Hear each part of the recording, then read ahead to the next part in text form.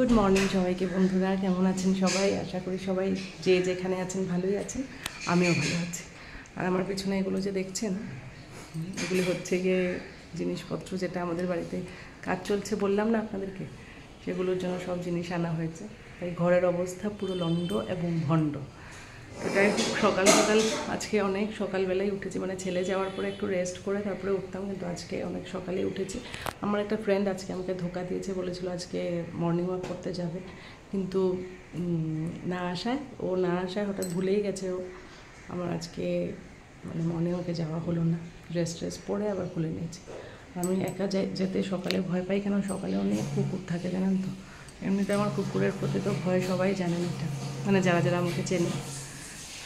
তো সকালের কাজ শুরু করছি। তার আগে ভাবলাম ভিডিওটা অন করে আপনাদের সাথে একটু কথা বলে নিই। তো চলুন, সঙ্গে থাকুন আমার সাথে। তো বন্ধুরা, এখন আপনারা দেখতে পাচ্ছেন যে একটা ছেলে তার মার সাথে স্কুটারে চেপে স্কুলে যাচ্ছে।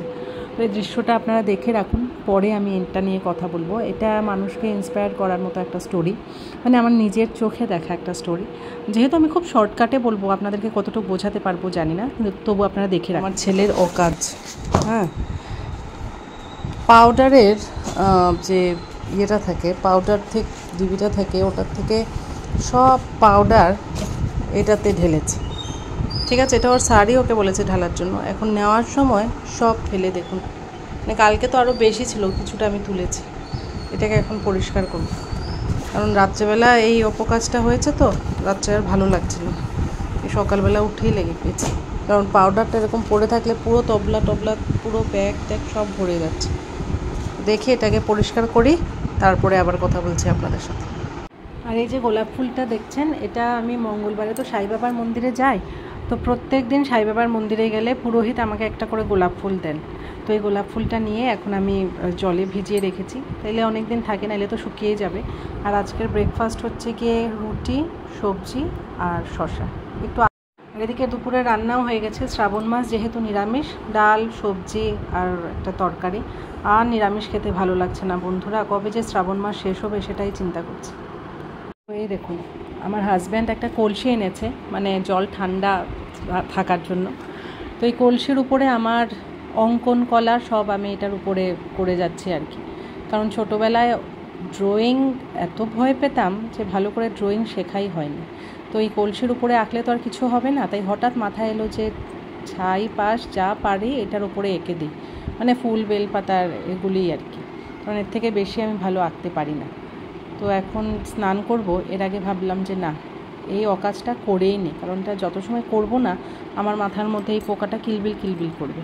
তো যা পেরেছি তা দিয়ে এঁকে নিয়েছি, কিন্তু সেটা আপনাদেরকে আর দেখাতে পারিনি, মানে ফাইনাল যে ফটোটা সেটা আর উঠিয়ে রাখতে পারিনি। তাই যখন এখন ভয়েস ওভার দিচ্ছিলাম তখন ভাবলাম হ্যাঁ তাই তো, সেই কলসির পুরো যে ফটোটা সেটা তো আর আপনাদেরকে দেখানো হবে না। ঠিক আছে, যেহেতু ভিডিও করছি, পরে আরেকদিন আপনাদেরকে দেখাবো আমি কিভাবে আঁকলাম। একদম ভালো হয়নি বন্ধুরা, কি বলবো, হাসিই পাচ্ছে এই কলসিটাকে দেখে। তবুও নিজের আঁকা তো, সেটা ভাবেই মনে মনে খুশি হচ্ছি। আর কি করব বলুন। আর এই পিলোটা আমি পবেরার থেকে আনিয়েছি, অ্যামাজনেই অর্ডার করেছিলাম। যাদের স্পন্ডিলাইটিসের প্রবলেম আছে তারা এটা ইউজ করতে পারেন। সেটাই আনার প্রায় 1 মাস হয়ে গেছে, কিন্তু ভিডিও যেহেতু সেভাবে করিনি তাই আপনাদের সাথে শেয়ার করাও হয়নি। তো আজকে ভাবলাম আপনাদেরকে দেখাই এটা। যাদের স্পন্ডিলাইটিসের প্রবলেম আছে আমার মতো, তারা এটা কিনতে পারেন। অ্যামাজনে পাবেন, পবেরাতে গিয়ে আপনারা মানে টাইপ করলেই এসে যাবে, সার্ভাইকাল পিলো লিখলে। তো খুবই ভালো, প্রায় 1400 টাকার মতো দাম। তো স্নান টান করে চলে এসেছি, কিন্তু স্নান করে আসলে কি হলো, প্রচণ্ড গরম লাগছে। স্নান করে আসলে মনে হয় আরও গরম লাগে। তো সকালবেলা আপনাদেরকে একটা ভিডিও দেখাচ্ছিলাম না, যে একটা বাচ্চাকে নিয়ে মা স্কুলে যাচ্ছে। তো মাটা হচ্ছে কি আমাদের পাশের বাড়ির বৌদি, মানে বৌদি, হ্যাঁ বৌদি ডাকি আমরা, যদিও আমরা একদম ফ্রেন্ডসের মতোই মেলামেশা করি, কিন্তু ওনাকে আমি সম্বোধন করি বৌদি ডেকে। তো ওনার যে হাজব্যান্ড মানে দাদা, উনি গত নভেম্বর মাসে মারা গেছেন, মহালয়ার দিন।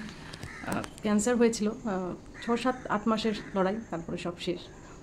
কিন্তু দাদা মারা যাওয়ার পরে বৌদি যেভাবে নিজেকে চেঞ্জ করেছে সেটা মানে অভাবনীয়। কারণ বৌদি একদম হোমমেকার, টিপিক্যাল হোমমেকার। আমরাও বাড়ির কাজ করি, কিন্তু আমাদের একটা বাইরের জগৎ আছে, কিন্তু বৌদির বাইরের কোনো জগৎ নেই। বৌদি ঘরের মধ্যেই সীমাবদ্ধ, সব সময় কাজ, ঘরের কাজ। আমরা ধরুন পাড়ার ফ্রেন্ডসরা মিলে কোনো সময় গেট টুগেদার করি, কিন্তু বৌদিকে কোনো সময় আপনি টাইমে পাবেন না। বৌদি সব কাজ শেষ করে একদম লাস্টে আসতো। সেই বৌদি এখন গাড়ি চালাতে পারে, স্কুটি চালাতে পারে ছেলেকে নিয়ে। এই 6 মাসে, মানে দাদা মারা যাওয়ার অক্টোবর, নভেম্বর, ডিসেম্বর, জানুয়ারি, ফেব্রুয়ারি, হ্যাঁ 8 মাস হয়েছে দাদা মারা গেছে। এই 8 মাসে বৌদি যে নিজেকে কীভাবে চেঞ্জ করেছে না, কি পজিটিভ ওয়েতে চেঞ্জ করেছে, সেটা আপনাদেরকে বলে বোঝাতে পারবো না। কারণ আমরা তো রোজ চোখে দেখেছি বৌদিকে। সেই এখানে আসার পর থেকে বৌদি ওরাও যখন এসছে, আমরাও ঠিক তখনই এসছি, ওই সালেই এসছি, একটু আকপিছ হবে। কিন্তু সেই সময় থেকে এখন পর্যন্ত যে বৌদিকে দেখেছি এবং বৌদি নিজেকে যেভাবে পজিটিভ ওয়েতে চেঞ্জ করেছে, সেটা সত্যি মানে একটা কী বলবো, দাঁড়িয়ে তালি দেওয়ার মতো ব্যাপার। স্কুটি চালিয়ে এখন রোজ ছেলেকে দিতে যায়, বাড়ির সব কাজ, ব্যাংকের সব কাজ, সব অফিসিয়াল কাজ, সব কিছু বৌদি করে। মানে যেটা একটা পুরুষ মানুষ করতো, ওনার হাজব্যান্ড থাকতে যা যা করতো, এই 6-7 মাসে বৌদির সব মানে নিজেকে সেইভাবে করেছে যে সব কাজ যাতে বৌদি নিজে করতে পারে, কারোর ওপরে কোনো ডিপেন্ডেন্ট নেই। হ্যাঁ, প্রথম আমরা একটু সাহায্যের জন্য মানে আছে না, কোনো অ্যাডভাইস নিতে হলে বৌদি আসে, আমার হাজব্যান্ডের সাথে কথা বলে এসে, সেটা এখনও আসে। কিন্তু মানে হাতে কলমে কিছু করিয়ে দিতে লাগে না বৌদিকে। বৌদি গাড়ি চালানো শিখেছে, কিন্তু এখন স্কুটি নিয়ে বের হয়। আর আমি যখনই বৌদিকে পাই রাস্তায় বা ওপর থেকে দেখি, তখন বৌদিকে একটা শুভেচ্ছা বার্তা দিই। কারণ বৌদিকে দেখে না মনে হয় সত্যি মানুষ যদি নিজেকে চেঞ্জ করতে চায় পজিটিভ ওয়েতে, সে সত্যি নিজেকে চেঞ্জ করতে পারে। আর যদি কেউ না চায়, সেটা আর কিছু বলা নাই। দেখুন, রোজ কেউ যদি কাঁদে তার দুঃখটাকে প্রকাশ করার জন্য, রোজ এসে কেউ চোখের জল মোছাবে না, তাই না? তাই রবীন্দ্রনাথের একটা কথা আছে না, জীবনকে কেঁদে ভাসিয়ে দেওয়ার থেকে হেসে উড়িয়ে দেওয়া ভালো। তো সেটাই বৌদি এখন সেটাই করছে। বৌদিকে দেখে আমিও ইন্সপায়ার হচ্ছি। আমারও স্কুটি চালাতে ভীষণ ইচ্ছে করে, কিন্তু আমি ভীষণ নার্ভাস হয়ে যাই। ট্রাফিকের মানে ওখানে গেলেই আমি মনে হয় যে আমি তো স্কুটি চালিয়ে কোনোদিনও যাইনি রাস্তায়, যদি যাই আমার মনে হয় ওদিক থেকে যদি কোনো বাস টাস আসে, আমি স্কুটি টুটি ফেলে দৌড় দেবো, মানে এরকম আর কি, আমি নার্ভাস হয়ে যাই।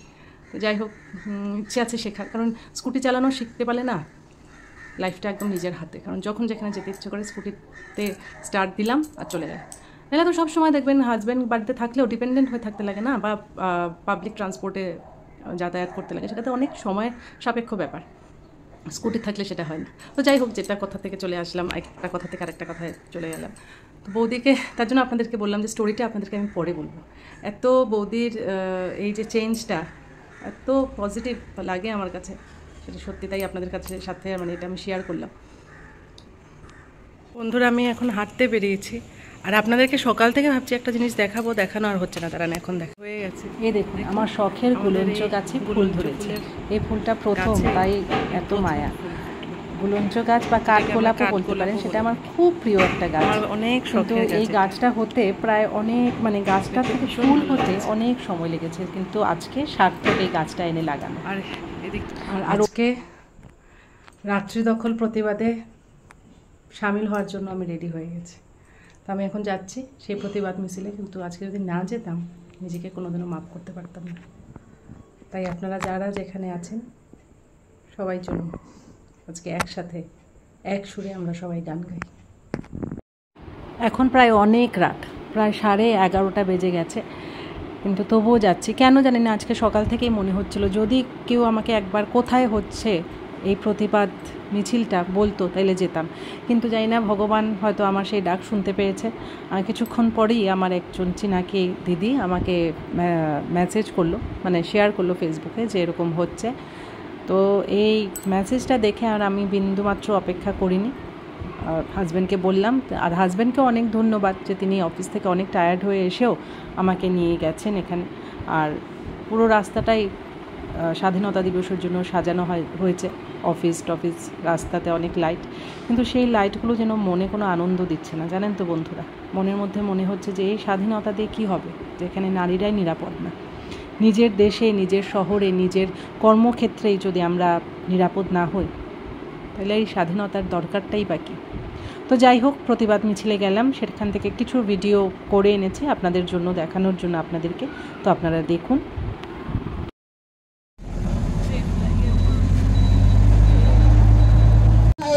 নাইকিয়া হৈ যাব, তাৰ অন্ত আমি নেদেখা হৈ গৈছো। আমি ভাগৰিব নোৱাৰো, এইটো কাৰণে ভাগৰি গৈছো, কিন্তু তথাপিও হতাশ হয়। আমি সঁচাকৈ এগৰাকী নাগৰিক নে? আমি ক'ত সুৰক্ষিত? আমি ক'তো সুৰক্ষিত নহয়। আজি মোৰ প্ৰশ্ন এইটোৱেই, আমি ক'ত সুৰক্ষিত? মহিলাসকল ক'ত সুৰক্ষিত? ছোৱালীখিনি ক'ত সুৰক্ষিত? আমি কেতিয়া সুৰক্ষা পাম? আজি ন্যায় ব্যৱস্থাৰ ওচৰলৈ গ'লেও আমি এখন অনেক রাত, বাড়ি চলে এসছে। কলিং বেল দিলাম, পিসি শাশুড়ি মা দরজা খুলছেন, এদিকে হাজব্যান্ড আবার গাড়ি পার্ক করছে। যাই হোক, সেই রাতের অন্ধকারেও গাছটাকে দেখে এবং গাছের ফুলটাকে দেখে মনটাকে একটু শান্ত করার চেষ্টা করছি। আজকে সকাল থেকে মনটা অশান্ত, আর এই খবরটা পাওয়ার পর থেকে না মোবাইলে যত দেখছি মনটা আরও অশান্ত হয়ে যাচ্ছে, খারাপ হয়ে যাচ্ছে। নিজের ছেলের জন্য, আরও যাদেরকে চিনি সেই ছেলেমেয়েদের জন্য মনটা খুবই খারাপ লাগছে। মনে হচ্ছে সেই অন্ধকার রাতটা আমরা কি তাড়াতাড়ি শেষ করে আবার দিনের আলো দেখতে পারবো, জানি না বন্ধুরা। তো যাই হোক, সবাইকে শুভরাত্রি। যে যেখানে আছেন ভালো থাকবেন। দেখা হচ্ছে আরেকটা নতুন ভিডিও।